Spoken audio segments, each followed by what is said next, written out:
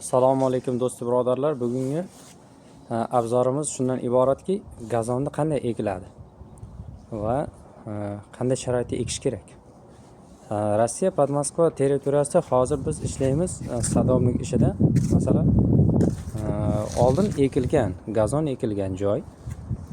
Gazonni qishda nomgarchilik ko'pdan, yerda qor, yog'ingarchilik ko'pligidan sovuq darajasida masalan gazonlar kamayib ketadi. Shuning tarkibidagi har yili bahor oyida o'sha temperatura, plus temperaturada eksa bo'ladi. Ya'ni semena deydi ruschasiga, gazonning urug'i sepilsa, biz mana hozir qanday yerga sepamiz. Yerimiz hozir nom payti, nomgarchilik ko'p. Ana shundan olganda qur ustiga sepilib qoladi. Sepib tashlaysiz, qurib bo'ldi.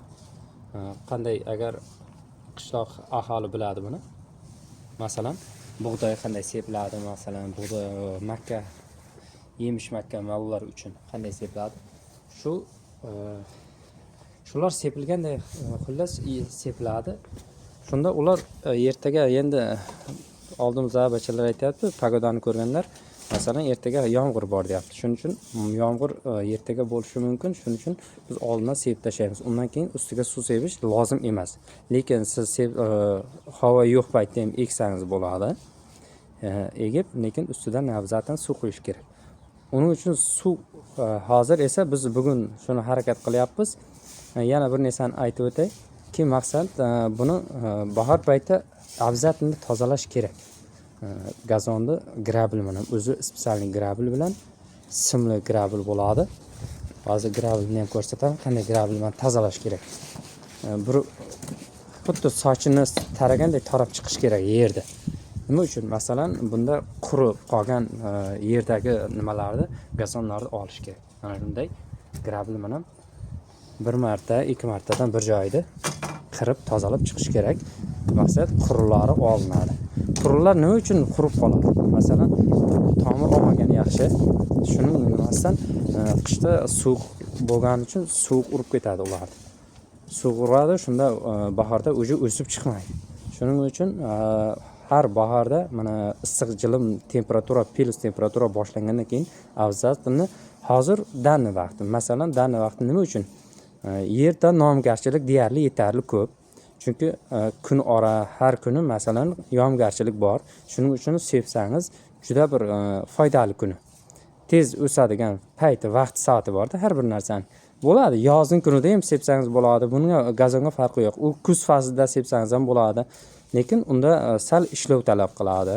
Ustidan chirinda to'kish kerak, yo to'proq sepish kerak, yoki qurib qolmasligi uchun. Masalan, qurigandan keyin u chiqmaydi.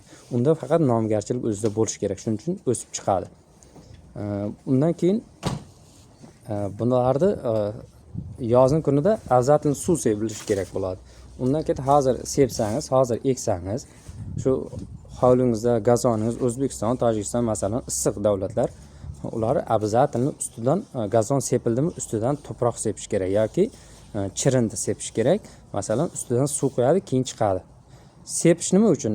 Rossiyalarda nimaga hozir biz o'zimiz shunday sepib tashlaymiz. Qaranglar, sepilishni ham ko'rsatib o'tayin. Shu urug' bo'lsa, singlari bo'lsa, mana qo'limda qanday mana sepiladi. Sepildi, tamom. Buning ustidan boshqa hech narsa qilmaysiz.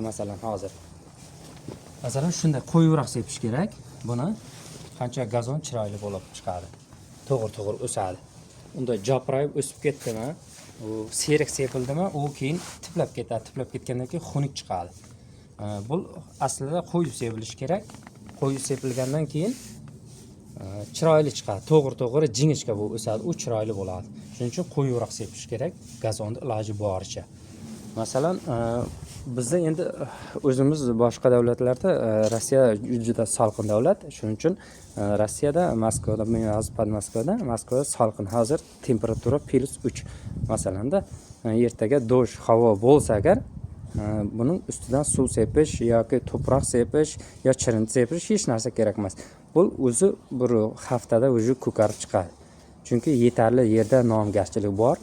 Uning ustiga har kuni yomg'ir bu yerda. Shuning uchun bunga hech narsa kerak emas. chuqur shunday sepib tashlaysiz, o'zi haftada 10 kunda ko'kmak bo'lib o'sib chiqadi qayta. Sizlarga foydali bo'lganidan xursandman. Rossiyada kim shunday sadomlikda yoki dvornikda ishlaydi, shularga yo'natib qo'yamiz. Albatta, podpisatsiya qilib, klass bosib, qo'llab-quvvatlab beramiz degan umiddaman. Kim kuzatdi, kim ko'ryapti, hammalaringizga kattakon rahmat. Iltimos sizlardan shu bitta iltimos, shu menga qo'llab-quvvatlab turingizlar. Hammasini dachada nima ish qilinadi, qanday qilish kerak, hammasini ko'rsatib chiqarib boraveraman. Sog' bo'lingizlar, omon bo'lingizlar deb qolaman.